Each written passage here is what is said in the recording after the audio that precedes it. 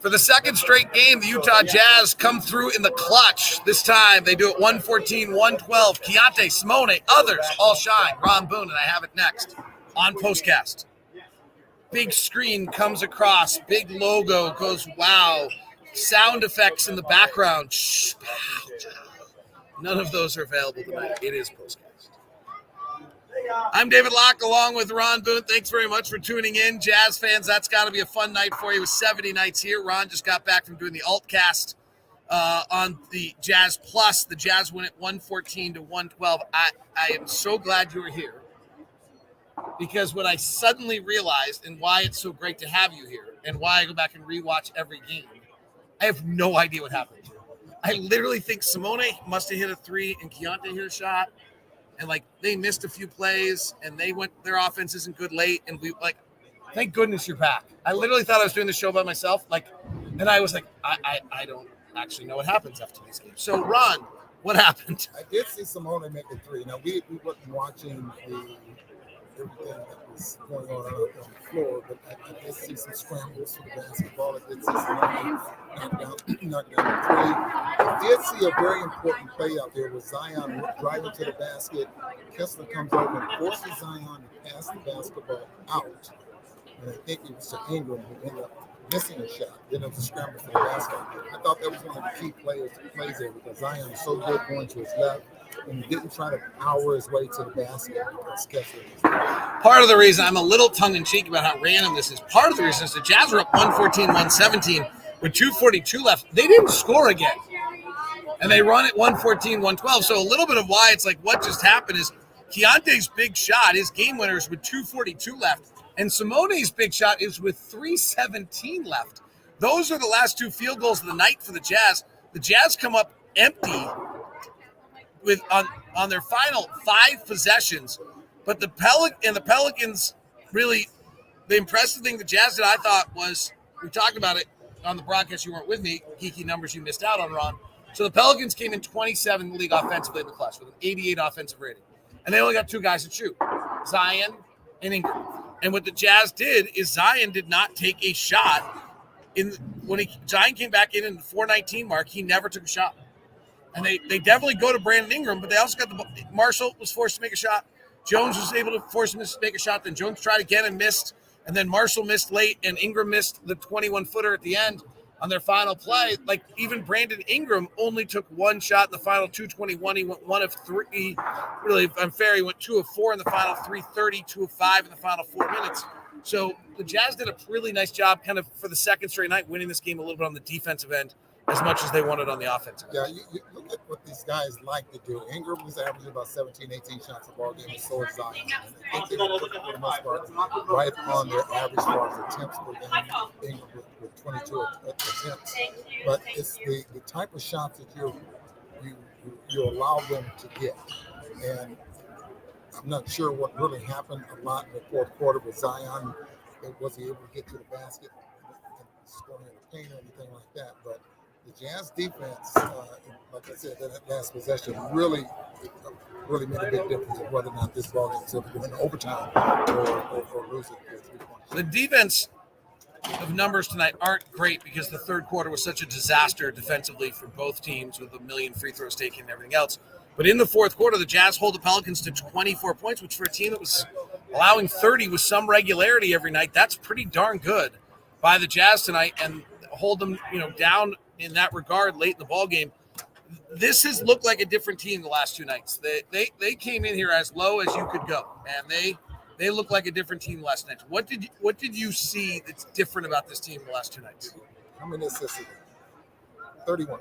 Oh, wow. So that's the difference. The Jazz average about 26 a game. Moving the basketball, getting quality shots. And a lot of that has to do with the type of players you have on the floor playing with each other. So that someone says they can't hear you very well, they're right, because I forgot to plug a button in today. So everyone's going to be able to hear everyone much better in a minute. I'll bet you can hear everyone a little bit better now. So that will be, I'm guessing you can hear everyone a little bit better right about, no, you can't. I wonder why.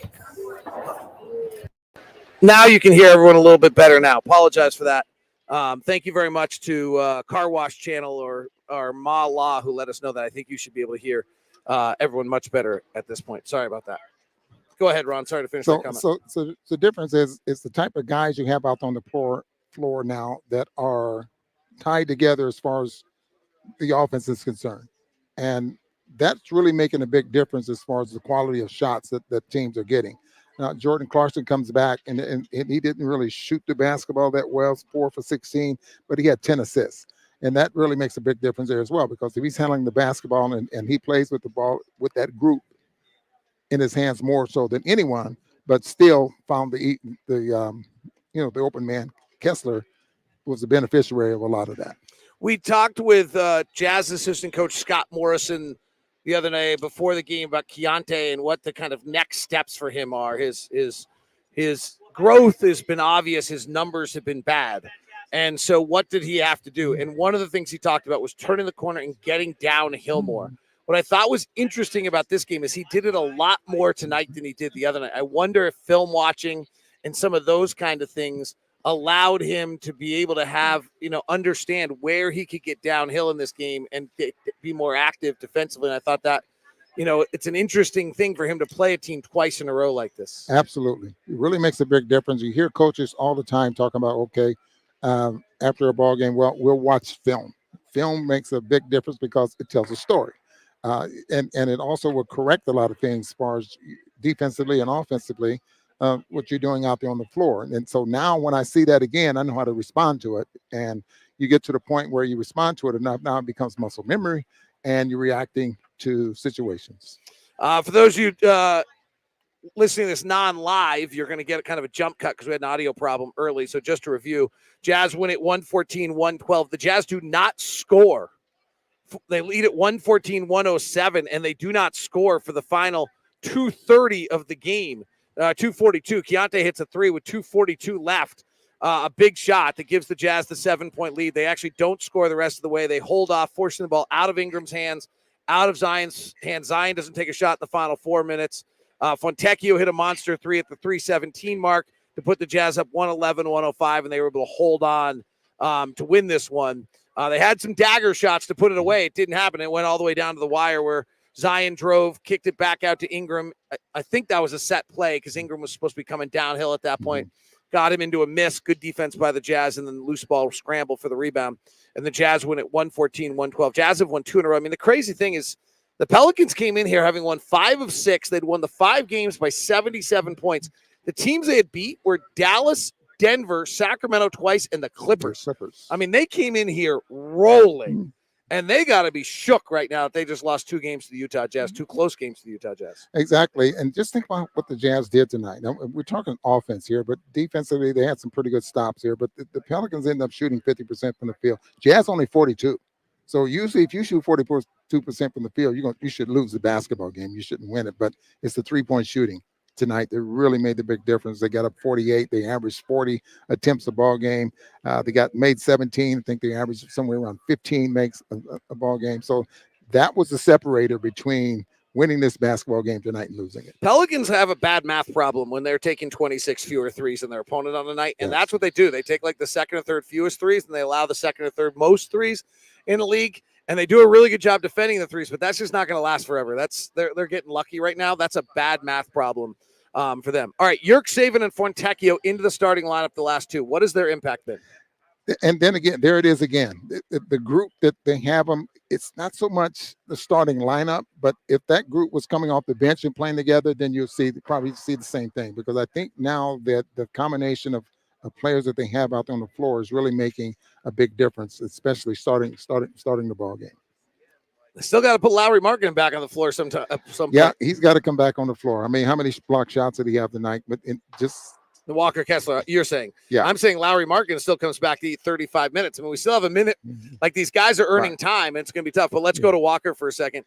14 points, 8 rebounds, 3 assists, 2 blocks. He looks like Walker Kessler, and he had a dominating stretch defending the rim tonight. Yeah. And even if he didn't block the shot, he had 2 block shots. I thought he had more than that. My bad. But felt like it. Yeah, it did feel like it. Why? Because he's challenging the shots, and the guys have to try to shoot over him or shoot around him, that type of thing. And it just the importance of having him is the type of defense that the Jazz want to play. You got to have him out there on the floor. So Will Hardy had these kind of really cutting comments, right? Like if you don't play hard, you don't pass, you don't play. Mm-hmm. If you're going to play for the Utah Jazz, you got to give about the Utah Jazz. And then the whole thing about it's a fatigue business. Yeah. Before you go there, let me go. You asked about Omer. Yeah. And this is the ball game where he shine. He will shine because of Valanciunas being his size and his weight. You don't push him around. He was able to challenge him defensively and offensively. Whereas Kessler had to make a steady diet of Valanciunas and getting that low. Now he's putting Kessler on his shoulder. I mean, or maybe he gets Kessler in the foul trouble. But that's the difference, I think, in having Omer on the floor with Valanciunas than in Kessler. Interesting.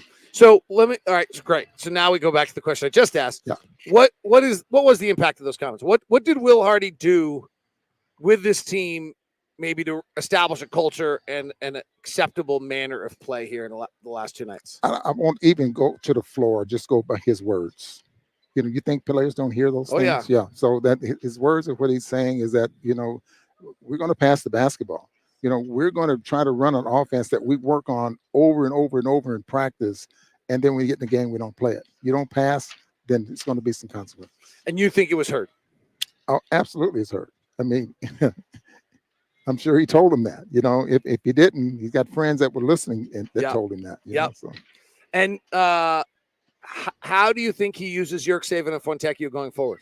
I honestly think those guys are working their way into a rotation. Now, whether it's 6-7 minutes, there was games they didn't play. They didn't get off the bench. Now they're working their way into where, we're playing the Pelicans, so it's a possibility that we're going to see Omer on the floor a little bit more than you might see, someone else, that type of thing because of a matchup that they need.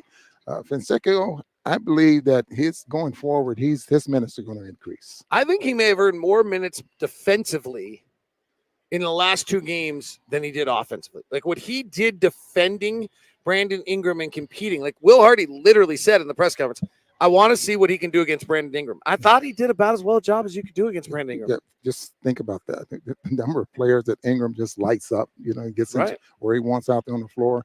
And all you can do is try to stay in front of guys like that, challenge their shot, and hopefully, but the big thing is staying in front of them. Oh, and I think Fontechhio is 6'7". He's a little bit bigger than say Tucker trying to guard Ingram. And so it really makes a big difference. All right, Jazz win it tonight, 114-112, close game. Let's go to the final thing of the night that I wanted to get your thoughts. So Keyonte has made some mistakes late in games, but he's now hit back-to-back games where he's hit monster shots. Yeah. How important for him? His confidence is building. Why? He took 14 shots tonight. That you haven't seen a lot of that. That dunk he had, I mean, that has to build your confidence up there as well. And then the pressure shots that you make, your confidence just continue to grow to the point where you're and you're going to have nights like this. He only had 3 assists tonight. He's been averaging about 8 or 9 a game. I think he leads all rookies about 6 a game.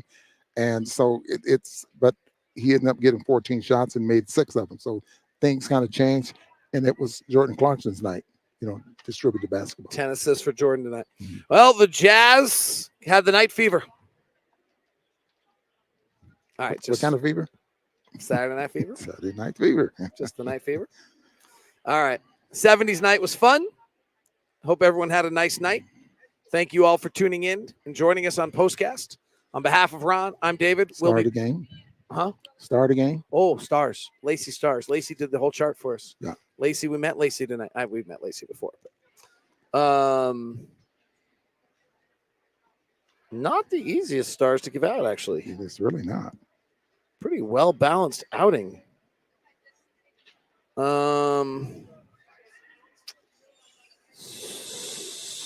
So I don't know. Who are you going with? I think Fontechhio. Any votes? Yeah. By the way, any votes for the stars? Who's everyone voting? I want to see what everybody says. There's quite a few guys that you can give it to. Yeah. All right. So your choices I see are 3 for sure. 4 Simone for sure. had 14 points, a big 3 late, and defended Ingram. Yeah. Yerksaven had 7 points, 10 rebounds, 2 assists, 2 blocks. Jordan Clarkson had 10 assists. He shot 4 of 16, but he had 16 points.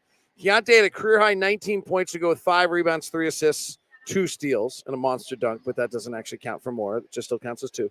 Walker had 17 points, 8 rebounds, 3 assists, and 2 block shots. In 25 minutes. In just 25 minutes. Ochai had 3 big threes in 16 minutes. It was a great post-game interview. Wow. I didn't get to see the whole fourth quarter. Yeah. So I think if I'm forced to pick right now, you like Simone and what he was able to do with Ingram. Ingram ended up with 25 points, 10 for 20, 11 for 22. Very good field goal, very good shooting night for him. So that means I'm going to go with Clarkson and so wait, you did that whole thing about Simone and then gave your start to Clarkson?